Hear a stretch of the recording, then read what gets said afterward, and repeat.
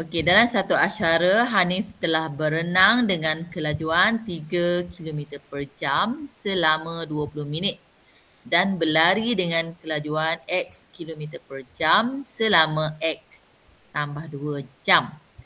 Hitung jumlah jarak dalam kilometer yang dilalui oleh Hanif dan nyatakan jawapan. Nyatakan jawapan dalam bentuk ungkapan kuadratik.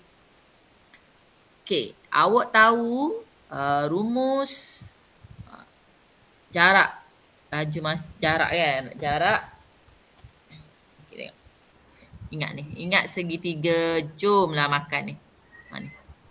Jomlah makan. Okey. So sini jarak, laju, jarak sama dengan laju kali masa. So dia suruh cari jarak kan? Cari jarak. Okey, laju. Dia ada 2 kali tu kan? Laju untuk berenang dulu. 3. Okey, tak payah buat sama dengan berapa. 3 darab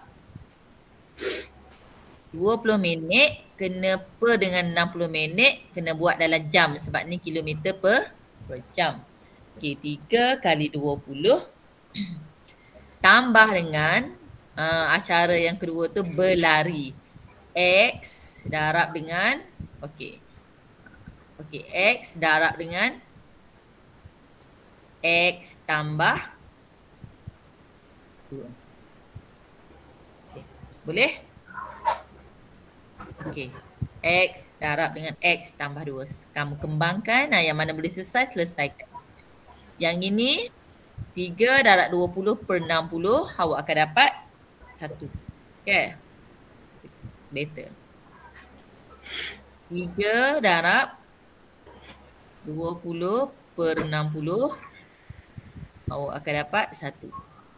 1 tambah X darab X, awak akan dapat X kuasa 2. X darab X, X kuasa 2, X darab 2, positif, positif, jadi positif 2. Okey. Okey, dia nak ungkapan. Bila ungkapan jangan ada sama dengan. Okey, bila ungkapan tak boleh ada sama dengan. Kalau awak buat sama dengan, salah. Okay, buat gini. Cuma susun dalam bentuk am. Awak akan dapat X kuasa 2 tambah 2X tambah 1. Jangan buat sama dengan sebab ungkapan. Okey, keyword dia sini ungkapan. Ungkapan tak ada sama dengan. Gini tu. Kalau buat, salah.